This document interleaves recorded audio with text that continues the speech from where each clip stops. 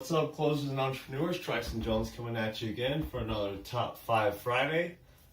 Today I don't just have a list of 5 things for you. I've got quite a bit up here, but nonetheless, I had an experience where I met up with a partner of mine, a potential future partner, and was talking to him about, about biz up offers and reasons why some sustain, some don't, why some people succeed and some don't. And the conclusion was that we're in sales to solve a problem. And the problem that I solve is that people don't have enough money. But there's also a cause for that problem too. As there's a solution, there's a cause. And so if we don't figure out and fix the cause for the problem in the first place, then it doesn't matter how much they make over here. These problems are still going to exist and they're still going to be broke right where they started unless they start to change some of these things I'm going to talk to you about. So I'm a little sick, excuse my voice, but I'm going to do the best I can here. We don't make excuses around here, so it doesn't matter how sick I get. Every Friday you'll get a video, and every day I'm working.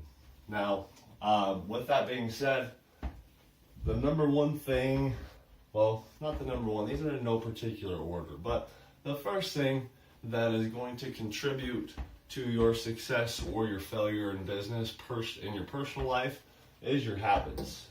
Are your habits good or bad? Are they productive or regressive? Are they getting you closer to your goals or further away? Are they freeing up time for you or taking up more of your time? All these things are things to think about when you have any sort of habit that you do every day, whether that's brush your teeth 5 times religiously, or you smoke cigarettes, or you party, or whatever you do. Those habits are going to directly affect your success in business. So think about those things. Not only are they going to affect your follow through and a lot of other things, they affect your image as well. So think about that. Your reputation can take you further than almost anything else in business, and you want to make sure that your reputation stays squeaky clean so that it can take you far. Next thing is your character. Character is who you are as a person, how people see you, as well as how you see yourself. So are you an honest person? Do you deal with integrity? Are you empathetic? Are you humble? Are you caring?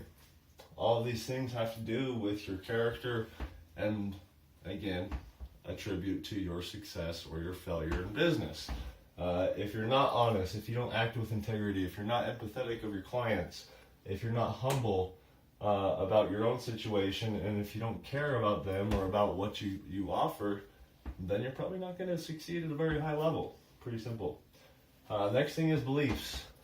Your personal beliefs about yourself, which I've made other videos and posts on, have everything to do with whether or not you even start a business and your follow through in business. So, do you believe that you're deserving of success? Do you believe that you're limitless, or do you think that there's some sort of ceiling for you when you go into business? I can only help this many people or make this much money or whatever it may be. You're limitless. You can scale anything as big as you'd like to. Are you confident in yourself? Are you confident in what you provide? Do you believe that it is valuable? And are you capable, or do you believe that you're capable of making a success out of the business or out of the venture? If any of those things aren't there, then you got to work on that stuff. And the way you work on that stuff is you go back, revisit your life, ask yourself why you believe the opposite of one of these things, and try to think back to an experience you had that shaped that belief, reframe that experience, and therefore you create a new belief about it. Influences, outside influences like your friends, your family, your coworkers, your boss, media, things you watch on TV, things you listen to, and your own perspective can influence you. If you were raised in the ghetto, your perspective is going to be a lot different from somebody who was raised in the suburbs. If you had a single parent, your perspective is going to be much different than if you had a huge family with a married parents. So your perspective has a lot to do with how you take in, perceive, and follow through with the viability of something, depending on how you grew up, how you were domesticated, and how you look at life. Next is your routine.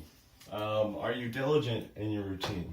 Do you sacrifice time, sleep, money, energy with other things that aren't getting you closer to your goals or aren't helping you grow your business in order to do so?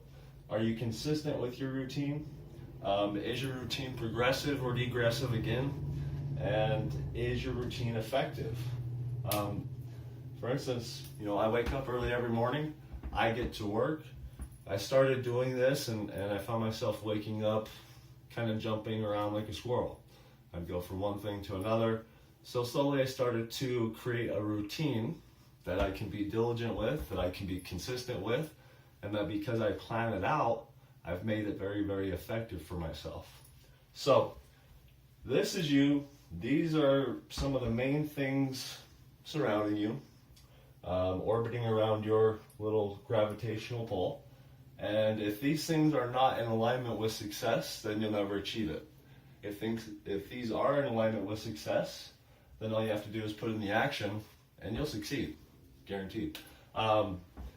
So with that being said, I want to close with this. Regardless of the opportunity, the end result is directly reflective of you. It's not your mentor, it's not your boss, it's not your upline, it's not the marketplace, it's not anything but you, your work, your follow through, and some of these 5 things and the sub things, the sub bullet points under these 5 things are affecting your success. Because the bottom line is, for you to have taken advantage of an opportunity, that means that you probably saw somebody else succeeding in it, so that you know it's possible. If they can do it, why can't you, right? Thanks for tuning in. Follow me on celebratesoldblog.wordpress.com, facebook.com/hustlersnotanonymous, Twitter and Instagram @NoLimitBusiness. Have a great end of your week, and we will see you guys next week if we don't talk to you sooner. Thanks.